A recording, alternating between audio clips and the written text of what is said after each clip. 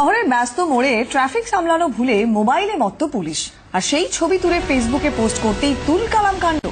তরুণী যেখানে কাজ করেন সেই দোকানে পৌঁছে তাকে সপাটে চড় ওই মহিলা ট্রাফিক পুলিশ কর্মীর। সবটাই ধরা পড়েছে সিসিটিভিতে। এরপরই বিতর্ক। অভিযুক্ত ট্রাফিক পুলিশ কর্মী বুলবুলি মণ্ডলের বিরুদ্ধে থানায় অভিযোগ দায়ের করেছেন তরুণী। তার অভিযোগ, যেভাবে ওই ট্রাফিক পুলিশ কর্মীরা কাজ করছেন সেটাই শুধু সামনে নিয়ে আসতে চেয়েছিলেন তিনি। দায়িত্ব ভুলে ওই ট্রাফিক পুলিশ কর্মীরা ফোন ফেসবুকে ব্যস্ত থাকায় যানজটে রোজই নাকাল হতে হয় মানুষজনকে। দাবি তরুণীর। এরই প্রতিবাদ হিসেবে ওই ফেসবুক পোস্টটি করেন তিনি। কিন্তু এরপর যেভাবে তাকে ওই মহিলা ট্রাফিক পুলিশ কর্মী এবং তার সঙ্গীদের দাদাগিরির মুখে পড়তে হলো, তাতে তিনি হতভম্ব। দোকানের সামনে এসে ওনার আরো কলিগরা রীতিমতো এসে আমাকে বাজেভাবে ডেকে নিয়ে এসে বাইরে অপমানজনিত কথাবার্তা বলে এবং ডাইরেক্ট আমার গায়ে হাত দেয়। কোনো রকম জিজ্ঞাসাবাদ না করে গায়ে হাত দেয়, দিয়ে নিয়ে আমাকে বলে যে তুই যা পারিস করে নিস, আমরা তোকে দেখে নেবো, এইসব থ্রেটও দেয়। ওরা কি করে, ফোন নিয়ে আউটসাইডে গল্প করে।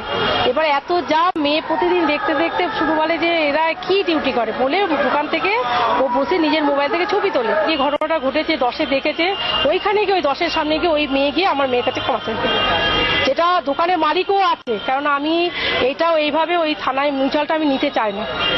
কারণ আজকে আমার মেয়েকে চড় মেরেছে, আজকে তো আরেকজন করতে দিতে পারবে। ওরা এইভাবেই ডিউটি করবে।